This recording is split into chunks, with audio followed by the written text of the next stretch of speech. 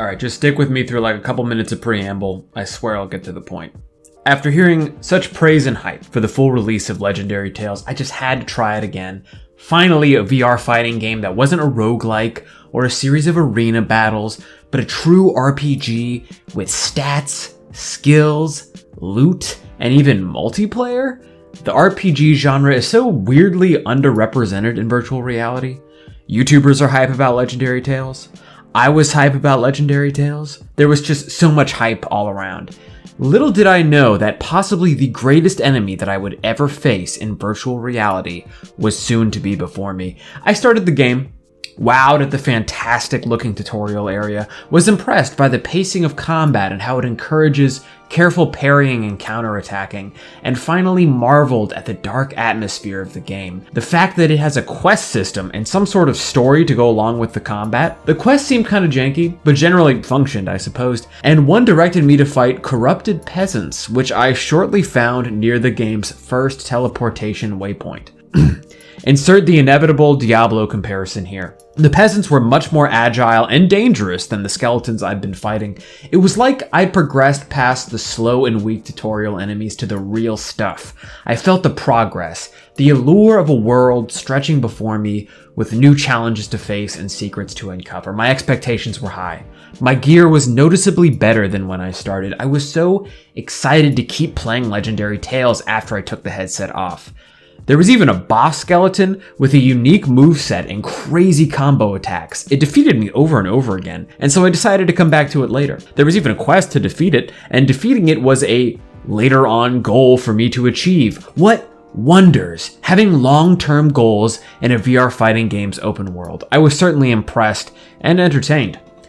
So I was a few hours into the game, and the sky seemed like the limit. I explored around and went to the game's second area, Blighttown.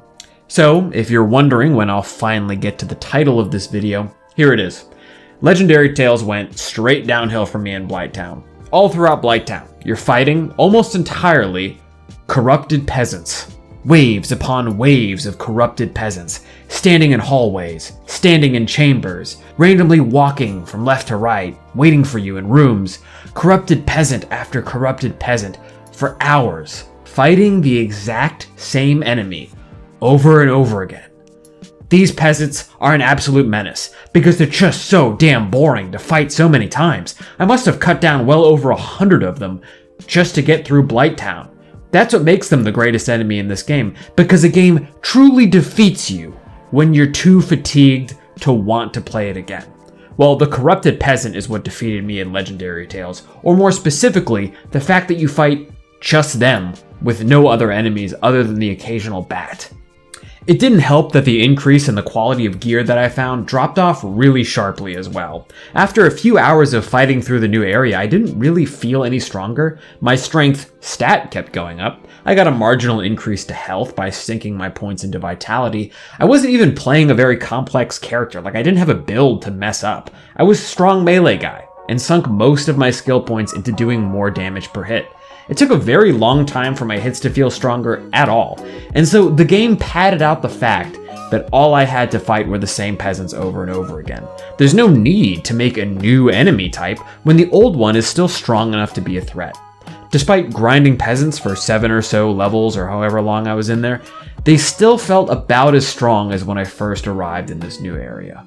My weapons didn't do much more damage either, and oh my god, have I mentioned that I am so sick of fighting corrupted peasants. The exact same enemy, over and over. And this game seems to think that just making the same enemy you've been fighting for hours huge and giving it a power-up makes it a boss. It's not. It's the same enemy, but more annoying because it takes longer to kill using the same tactics that work against its weaker cousins. By now, you've likely noticed in the footage that's playing behind these words that I've resorted to some unsavory tactics that aren't in keeping with what the game's tutorial tells you to do, namely, flailing my swords in the enemy's face to deal damage, so a little explanation is warranted. There are heavy and light attacks in Legendary Tales, and you do a heavy attack when you hit an enemy by making contact with it with your weapon with at least a small amount of force. Wait for a little bit and then hit them again, and then that's another heavy attack. don't wait and keep hitting them, and that's a light attack. Heavy attacks deal more damage, light attacks deal far less damage. You probably already figured that one out. I found that the best way to deal a lot of damage though, and therefore the fastest way to clear my way through the unending stream of corrupted peasants I had to fight, was by just flailing around and doing a ton of light attacks in quick succession. But wait, there's more to this. If that still sounds kind of dumb. The game also incentivizes you to block and parry enemy attacks so that they don't hit you. So you'd think I would get beaten up really badly while doing my whole flailing maneuver. Well, not really. You see, the best defense is a good offense here. Because while I'm flailing around, all I have to do is briefly flail in the direction of an incoming attack, and one of my two weapons will hit the enemy's weapon and block it or parry it.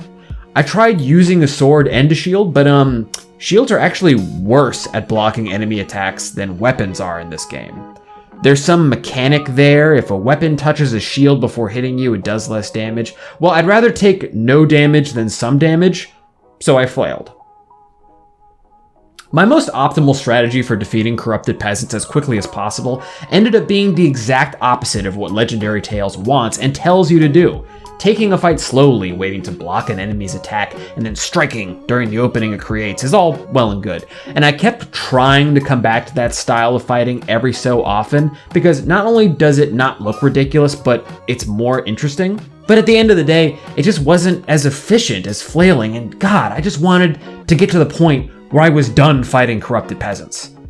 Anyway, this is probably the most universal problem of all VR fighting games. How to prevent someone who doesn't actually hold a super heavy weapon in their hands from, just flailing around because they're just like moving their hands through air and there's really nothing stopping them physically from doing that. It's a universal problem. Of course, experienced Legendary Tales players might be saying right now that there are, in later parts of the game, more enemies than just corrupted peasants. So several hours of peasant destruction later, I went and I found them. There was always another area to explore right by that first waypoint that I mentioned, the Goblin Caves. I'd avoided it because when I fought the goblins early on, they dropped loot that was too high level for me to equip at the time. But now that I'd done my obligatory hours of peasant grinding to catch up, I could actually equip anything that they dropped. And weirdly, I felt about as strong fighting these goblins as I did 7 levels previously. My sense of RPG progression in this game was and still is severely lacking. This is all coupled with the fact that I didn't use any of the new weapons that I found except for one-handed swords, because when you grab anything with a long handle from your belt, the game decides to grab it halfway down the handle because you're grabbing it at the same physical position of where it is on your belt, and maces are in your belt head first instead of hilt first. So you end up grabbing it by the head of the mace. Is there some sort of way to have the handle be at the top of the belt storage slot so I can just grab it by the handle? Why can't I just grab it and have it ready for bashing immediately? It's not like any of the maces I had did noticeably better damage anyhow, so there was really not a good enough reason to bother dealing with this inconvenience when just using swords was slightly less good. Every time I opened my menus, I had all these numbers telling me that my character was stronger, like what's supposed to give you a feeling of progress in a computer role-playing game, except I wasn't defeating enemies much more quickly. Hours of progress, and I felt just slightly better than when I started, and that was mostly because I had more health and I could take more hits. The only real change was an ability or two, and also being able to equip items dropped by the goblins. Why is this? Because this game wants you to grind. It wants you to grind peasants to pad out the runtime. I knew this for certain after I fought my way into the Goblin Caves, and even dared to have a little bit of fun fighting a new enemy type, though I quickly discovered that the arm-flailing fighting method that I previously described was still the king of fighting goblins, just like it is for peasants. Anyway, I got into the goblin area proper, and there they were, alongside the goblin enemies that would also get repeated over and over again in the exact same way. Corrupted peasants. Hordes of them. The goblin area had about as many of them as there were goblins. I mean, at least this isn't a repeat of fighting just the peasants and just them over and over again. At least they're like coupled with the goblins now, and there's a little bit of variance in what attacks you're flailing your arms towards. But after fighting just the peasants alone for so long, I am so thoroughly exhausted with them that I never want to see one again. Well, there were also the bats that I mentioned really briefly previously that showed up occasionally. These actually made maybe like 1 or 2 fights more interesting, but they're generally more like annoying than threatening, and the only choice they really forced me to make was like, do I break off and try to kill this bat before I finish fighting the peasants? Or do I finish fighting the peasants and then deal with the bat? Like, it was better than nothing, don't get me wrong, but it wasn't crazy. It wasn't like it wasn't an insanely difficult choice to make. I cannot escape the corrupted peasant in this game. Even the few skeletons at the end of Blighttown were just reskinned and buffed corrupted peasants. Like, it seemed like they had the exact same moveset. Maybe I'm wrong on this. Maybe I couldn't tell because there were only like 3 of them. I thought I was finally running into a new enemy type, and then they only throw in like, what was it, like 3 to 5 of them or something like that? I don't know. The footage will probably show you generally the exact number.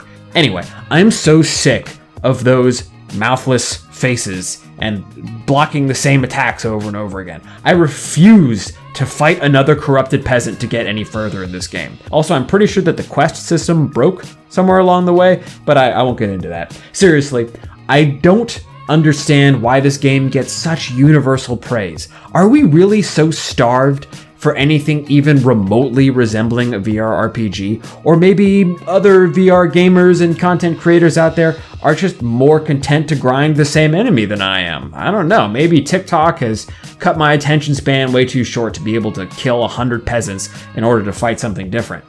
Regardless of all of my criticisms here, I am glad that Legendary Tales exists, and I'm glad it's trying to do what it's trying to do instead of what it previously did, which was be yet another roguelike dungeon crawler for VR.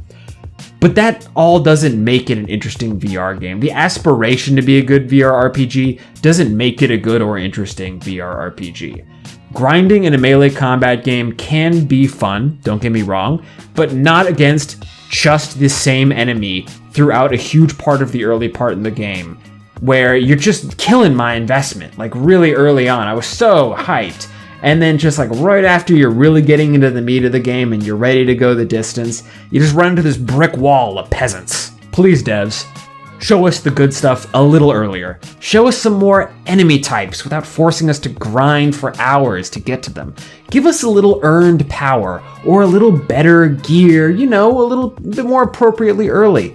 I still feel like there's something that I'm missing by not giving this game more of a chance. But God, I really don't want to. Weirdly enough, I would rather fight enemies in like swordsmen or something at this point, because at least they will react differently to your attacks instead of like just doing the same swing at you every single time like corrupted peasants do. Well, anyway, in summary, the hardest enemy in Legendary Tales is the corrupted peasant. They defeated me because they made me stop playing the game because I am so bored of fighting them. Anyway, if you made it this far, you're one of probably a chosen few. Thanks for watching. Probably more complaints to come.